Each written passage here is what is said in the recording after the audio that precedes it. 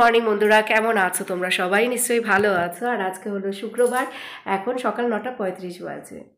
তো আমার 9টার মধ্যে স্নান কমপ্লিট, কিন্তু ঠাকুর ঘরে এখনও যেতে পারিনি। না, ঠাকুর ঘরে গিয়েছে, ঠাকুর ঘর মোছা হয়েছে, তারপর ঠাকুরের জন্য গরম জল করলাম, তুলসী মন্দিরে জল দিয়েছি, ঠাকুরের বাসন মাজা কমপ্লিট। এবার পুজোতে বসবো। আমি আসলে ওই রান্না বসিয়েছি, তো ভাত আর আলুর তরকারি বসিয়েছি, তো ওই জন্যই আজকে আমার পুজোটা দিতে একটু দেরি হচ্ছে। স্নান করে এসে রান্না বসিয়ে দিয়েছি। কালকের একটু ভাত ছিল, কিন্তু কোনো তরকারি ছিল না কালকের, তো ওই জন্য তাড়াতাড়ি করে আলুর তরকারিটা করলাম। সকালবেলা ঘর মুছতে যে মেয়েটা আসে, ও তো আমাদের বাড়িতে সকালের দিকে ভাত খায় বা টিফিন করে, তো আজকে সেরকম কোনো খাবারও ছিল না। তো তাড়াতাড়ি করে আলুর তরকারিটা ওই রান্না করে ওকে ভাত খেতে দিলাম। কালকের ওই ভাতটা ওই আলুর তরকারি দিয়ে খেতে দিয়েছি। আলুর তরকারিটা প্রেশার কুকারে করেছি, তাড়াতাড়ি হয়ে গেছে, কিন্তু ভাতটা এখনও হয়নি, উতলে গেছে, এবার নামিয়ে দেবো। আর অর্জুন স্কুলে চলে গেছে, ওর পাপার সাথে এইমাত্র বের হলো। তো আমি ভাবলাম যে অনেক দিন ব্লগ করা হয়নি, আজকে থেকে ব্লগটা শুরু করি, তা না হলে ব্লগ কী করে করতে হয় সেটা আমি ভুলেই যাব। এক সপ্তাহ তোমাদের সাথে আমার কথা হয়নি। লাস্ট ব্লগ করেছিলাম গত বৃহস্পতিবার। ভাতটা হয়ে গেছে, ভাতে জল কম দিয়েছে মনে হয়, তাড়াহুড়োর কাজ এরকমই হয়। আর এই যে আলুর তরকারি, টেলটেলে পাতলা ঝোল। আমার এত তাড়াতাড়ি আজকে রান্না না করলেও হতো, আমি পুজো দিয়ে তারপরে এই 10টার দিকে রান্না বসাতেই পারতাম, কিন্তু ওই যে বললাম ঘর মোছার মেয়েটাকে ভাত খেতে দেবো, ওই জন্য তাড়াতাড়ি করে আমি ওই তরকারি করেছি। ওকে তো সকালবেলা সবসময় টিফিন দেওয়া হয়, ও তো আশা করে থাকে যে কাকি আমাকে ভাত দেবে বা রুটি দেবে। তো ওকে যদি কোনো খাবার আমি সকালের দিকে না দিতে পারি, আমার নিজেরই খারাপ লাগে, ওই জন্যই তাড়াহুড়ো করে রান্না করা। পুজোতে বসলাম এখন, সিঁথিতে সিঁদুর দেওয়া হয়নি, ওই জন্য ঠাকুরঘর থেকে সিঁদুরের কৌটো থেকে একটু সিঁদুর পরে নিচ্ছে। সন্তোষী মাকে সিঁদুর পরানো হয়েছে, আজকে শুক্রবার তো সন্তোষী মায়ের পুজো দিতে হবে। দুটো শুক্রবার আমার সন্তোষী মায়ের পুজো করা হয়নি, রাধা মাধবের পুজো করা হয়ে গেছে। সবসময় আগে আমি রাধা মাধবের পুজোটা দিই, তারপরে সন্তোষী মায়ের পুজোটা করি। সন্তোষী মায়ের পুজোটা মেনলি নাকি সন্ধ্যের সময় করতে হয়, সারাদিন উপোস থেকে, কিন্তু আমি সবসময় সন্তোষী মায়ের পুজোটা সকালের দিকেই করে এসেছি। যবে থেকে সন্তোষী মায়ের ব্রত করা শুরু করেছি, তখন থেকেই আমি সন্তোষী মায়ের ব্রত সকালের দিকেই করে থাকি। বাইরে এখন এই গাছপালাতে একটু জল দিতে আসলাম।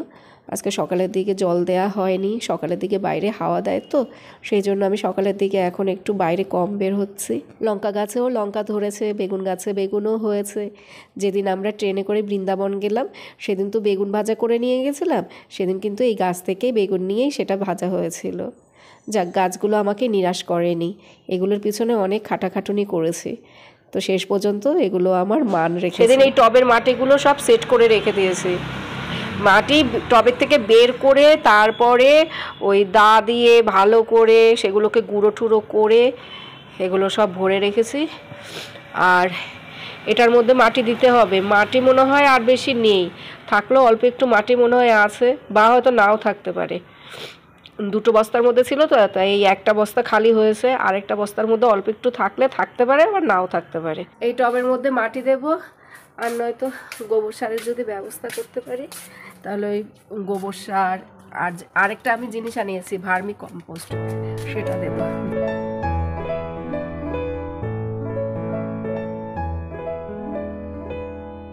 গাছগুলোকে বাইরে থেকে নিয়ে আসলাম, মানি প্ল্যান্টগুলো লম্বা হয়েছে তো দেখতে ভালো লাগছে।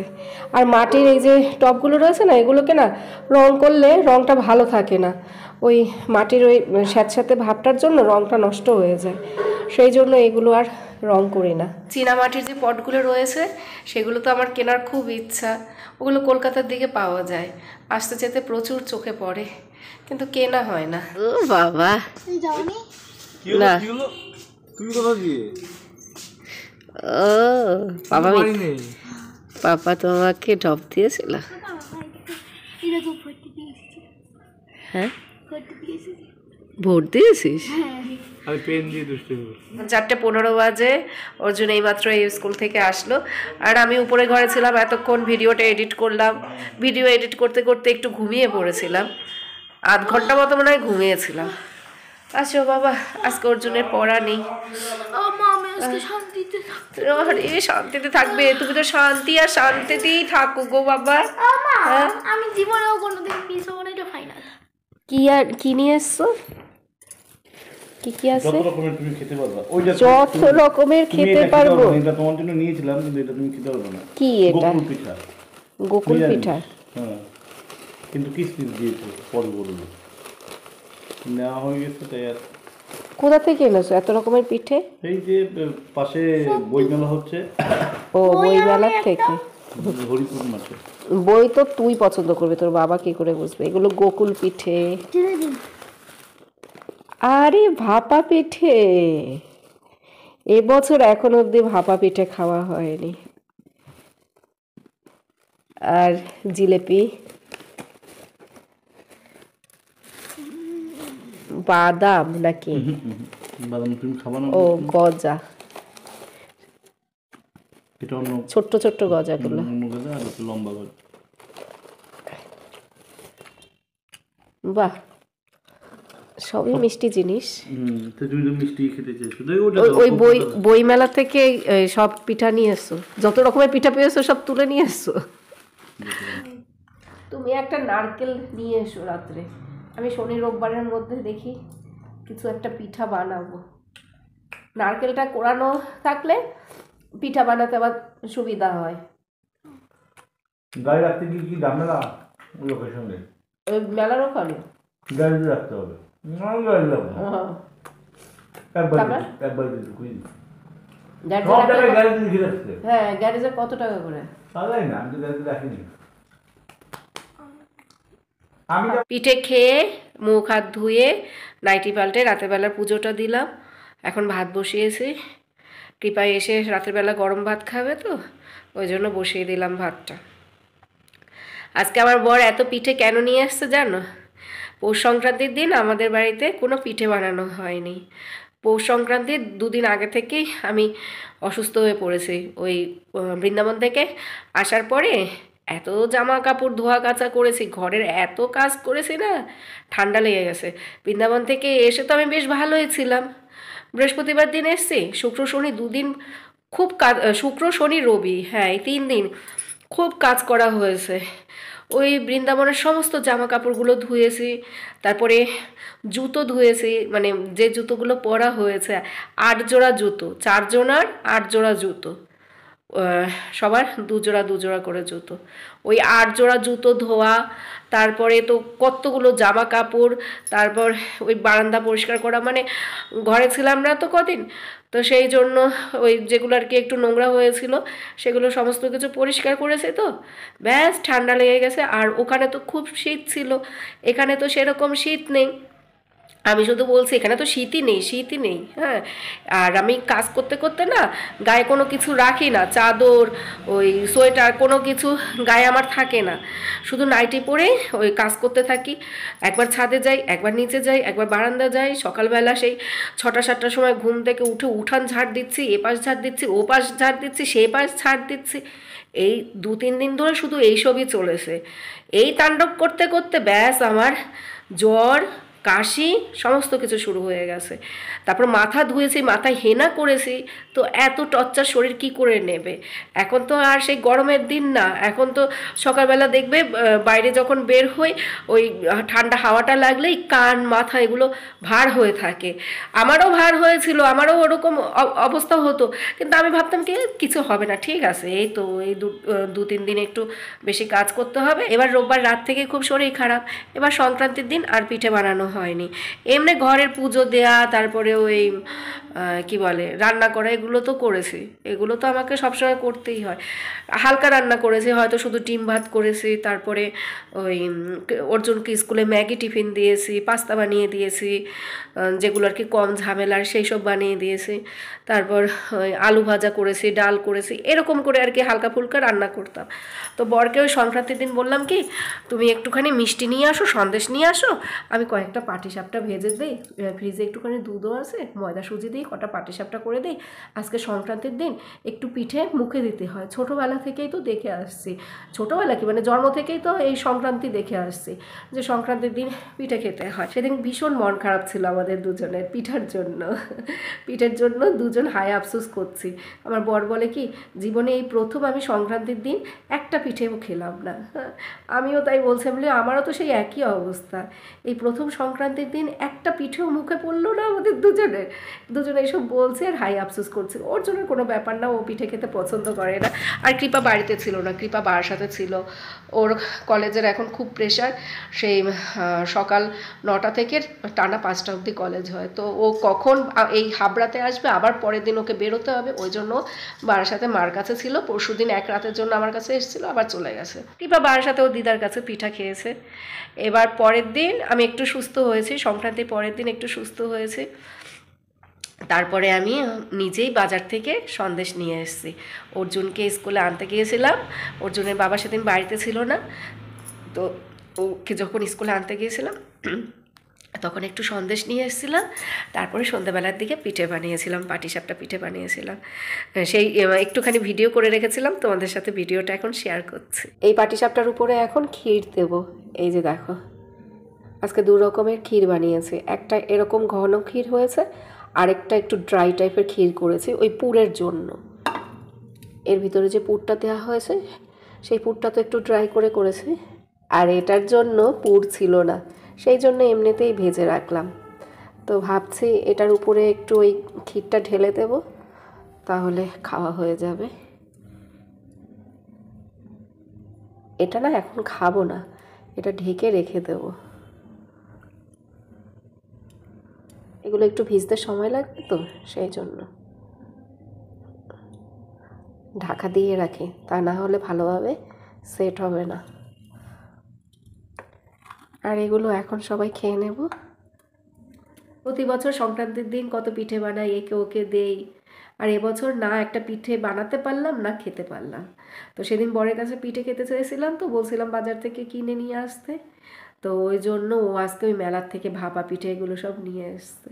আর আমি তো পরের দিন পাটিসাপটা করেছি। যাই হোক, এখন সুস্থ হয়েছে, এখন মাঝে মধ্যেই পিঠে বানাবো। আর ওই ভাপা পিঠেগুলো কত করে নিয়েছে জানো? 20 টাকা করে নিয়েছে পিস। তাই বরকে বললাম যে 20 টাকা করে পিঠা, তুমি এগুলো কি করতে নিয়ে এসছো? ভাপা পিঠেও বানাবো। ভাপা পিঠে আমি অত ভালো বানাতে পারি না, ওই যা পারি তাও আমি চেষ্টা করব। কৃপা তো আবার চুষি পিঠা খেতে চেয়েছে, তো কাল পরশু চুষি পিঠা করব। আজকে মা কৃপার কাছে রাতের বেলা রান্না করে খাবার পাঠিয়ে দেবে। রাতের বেলা আমাকে আর রান্নাবান্না করতে হবে না। অর্জুনের জন্য ফুচকা রাখলাম। আর এখন 2টো খাটের বিছানার চাদর পাল্টে রাখবো। এই ঘরে বিছানার চাদরটাও পাল্টাতে হবে, আর কৃপার ঘরের বিছানার চাদরটাও পাল্টে দেবো। বালিশের কভারগুলোও পাল্টাতে হবে। আজকে দুপুরবেলা কম্বল বালিশ এগুলো সব রোদ্রে দিয়েছিলাম, কিন্তু বিছানার চাদরগুলো পাল্টানো হয়নি।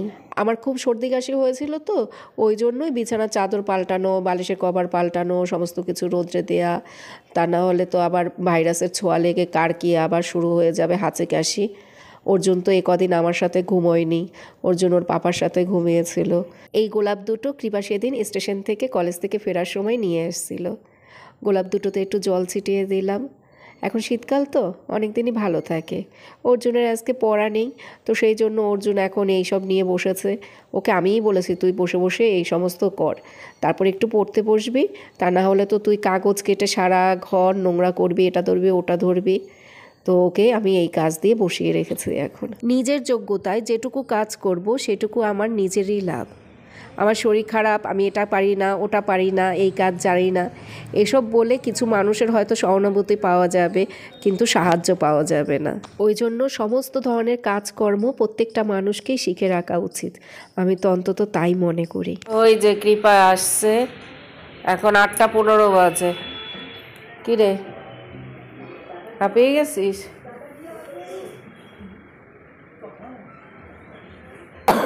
কি রে, কি হলো? হ্যাঁ, গরম লাগছে। কৃপা আজকে বারাসাত হয়ে আসছে, সরাসরি হাবড়া আসেনি। বারাসাতে নেমে দিদার কাছ থেকে খাবার দাবার সব নিয়ে আসছে। এই অর্জুন, ওর হাড়গোড় সব ভেঙে যাবে।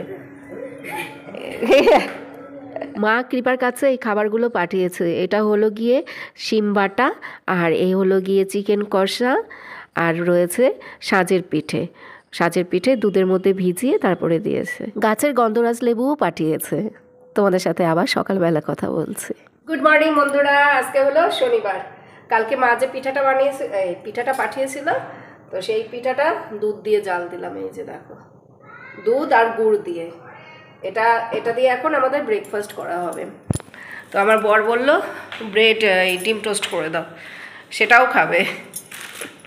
পিঠা খাবে, পিঠা কি খাবে না নিয়ে যাবে দোকানে?